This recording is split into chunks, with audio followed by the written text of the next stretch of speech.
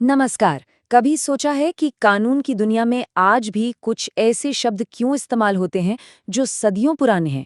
ये लैटिन भाषा से आए हैं और यकीन मानिए, ये सिर्फ पुराने शब्द नहीं हैं।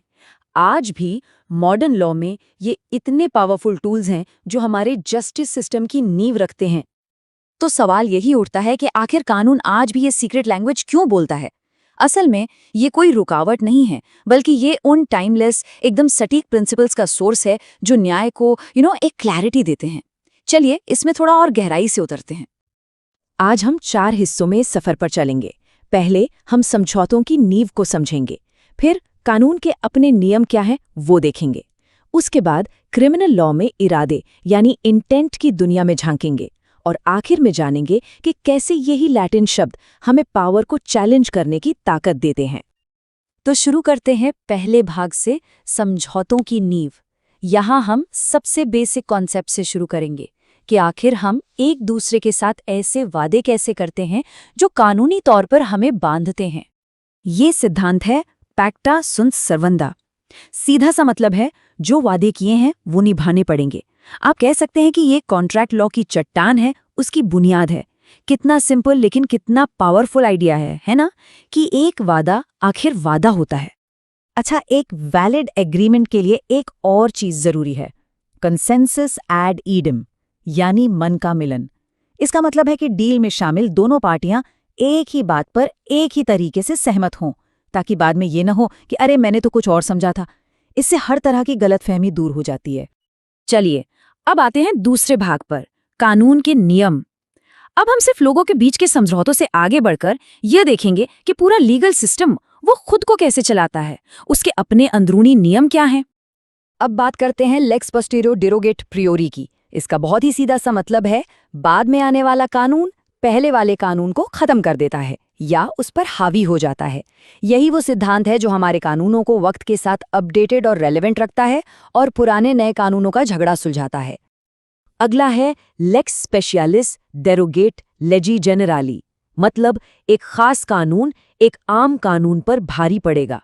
एक आसान सा उदाहरण देता हूं। मान लीजिए हाईवे पर स्पीड लिमिट 80 किलोमीटर प्रति घंटा है। ये एक जनरल लॉ है, लेकिन स्कूल के पास एक खास साइन बोर्ड लगा है जिस पर लिखा है 30, तो वहां आपको 30 की स्पीड ही माननी होगी। स्पेशल इंस्ट्रक्शन हमेशा जनरल रूल पर भारी पड़ते हैं। तो इन दोनों नियमों का निचोड़ क्या निकला? एक हायरार्की बन जाती है। स्पेशल लॉ जनरल लॉ से ऊपर है और नया कानून पुराने कानून से ऊपर है। ये हायरार्की कानूनों को लागू करने का एक बिल्कुल साफ सुथरा सिस्टम बना देती है, ताकि कोई कंफ्यूजन ना रहे। और ये वाला तो एक बहुत ही प्रैक्टिकल नियम है, लेक्स नॉन कॉजिट आद इम्पॉसिबिलिया। यानी कानून आपको कोई ऐसा काम करने के लिए मजबूर नहीं कर सकता जो करना नामुमकिन हो। ये एक कॉमन सेंस का नियम है जो ये पक्का करता है कि कानून हमेशा प्रैक्टिकल और असलियत से जुड़ा रहे। अब आते हैं हमारे तीसरे हिस्से पर, अपराधी मानसिकता की एक झलक। अब हमारा फोकस क्रिमिनल लॉ पर है। यहाँ ये आइडिया बहुत जरूरी है कि किसी ने क्या किया ये तो महत्वपूर्ण है ही, पर उतना ही जरूरी ये भी है कि वो उस वक्त सोच क्या रहा था। यहाँ दो बिल्कुल उल्टे कॉन्सेप्ट्स हैं। एक है बोनाफाइड, मतलब अच्छी नीयत से ईमानदारी से कोई काम करना, और दूसरा है मालाफाइड, यानी बुरी नीयत से धोखे से कोई काम करना। कानून की नज़र में किसी के इरादे यानी इंटेंशन की बहुत बड़ी कीमत होती है। कोई काम ईमानदारी से हुआ या धोखे से, ये बात पूरे केस का रुख पलट सकती है। इसी से जुड़ा है मेंस री। इसका मतलब है दोषी मन। ये किसी भी क्राइम का मेंटल एलिमेंट होता है, मतलब गलत काम करने का इरादा। बात सिर्फ एक्शन की नहीं है, बात उस एक्शन के पीछे की सोच की भी है। और सिक्के का दूसरा पहलू है कॉपस डिलिक्टी, यानी अपराध का शरीर। ये क्राइम का फिजिकल एलिमेंट है, मतलब वो पक्का सबूत जो ये साबित करे कि हाँ, वाकई में कोई अपराध हुआ है। तो देखिए, एक क्रिमिनल केस बनाने के लिए प्रोसिक्यूशन को इन दोनों को जोड़ना पड़ता है, मेंस रिया यानी दोषी मन, और कॉर्पस डिलिक्टी यानी अपराध का सबूत। जब ये दोनों एलिमेंट एक साथ मिलते हैं तभी एक मजबूत केस तैयार होता है। और अब आते हैं हमारे आखिरी और सबसे जरूरी हिस्से पर, सत्ता को चुनौती देने के उपकरण। ये वो सेक्शन है जहां ये लैटिन शब्द सिर्फ थियोरी नहीं रहते, बल्कि आम नागरिक के हाथ में पावर को जवाबदेह ठहराने के सीधे हथियार बन जाते हैं। तो सोचिए, अगर किसी को गैर कानूनी तरीके से हिरासत में ले लिया जाए तो वो क्या करेगा? वो इस एक्शन को चुनौती कैसे देगा?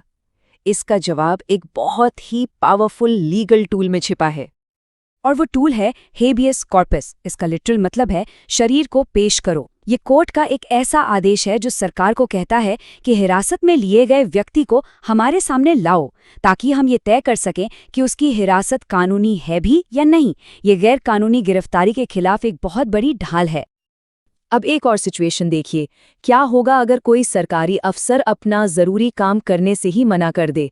अगर वो अपनी ड्यूटी पूरी न करे तो? इसका भी इलाज है, और वो है मैंडेमस, जिसका मतलब है हम आदेश देते हैं। ये एक हायर कोर्ट का ऑर्डर होता है जो किसी लोअर कोर्ट या सरकारी अधिकारी को उसकी जरूरी ड्यूटी पूरी करने के लिए मजबूर करता है। ये एक ऐसा टूल है जो पक्का करता है कि पब्लिक ऑफिसर्स अपना काम करें। और भी कुछ जरूरी टूल्स हैं, जैसे सर्शरारी, जो हायर कोर्ट को लोअर कोर्ट के केस को रिव्यू करने की पावर देता है। प्रोहिबिशन, जो किसी कोर्ट को अपने दायरे से बाहर जाकर काम करने से रोकता है। और को वॉरंटो, जो किसी पब्लिक ऑफिस में बैठे व्यक्ति से पूछता है कि भाई आप किस अधिकार से इस कुर्सी पर हो। ये सभी मिलकर सिस्टम को चेक में रखते हैं। इन सभी सिद्धांतों ने सदियों से हमारे न्याय के सिस्टम को बनाया है, उसे आकार दिया है। पैक्टा सुंट सर्वंडा से लेकर हेबियस कॉर्पस तक ये सिर्फ शब्द नहीं हैं, बल्कि एक निष्पक्ष समाज के पिलर्स हैं। तो अब सवाल ये है कि आज के दौर में एक फेयर सोसाइटी के लिए इनमें से कौन सा सिद्धांत सबसे ज्यादा जरूरी है? सोचिएगा जरूर।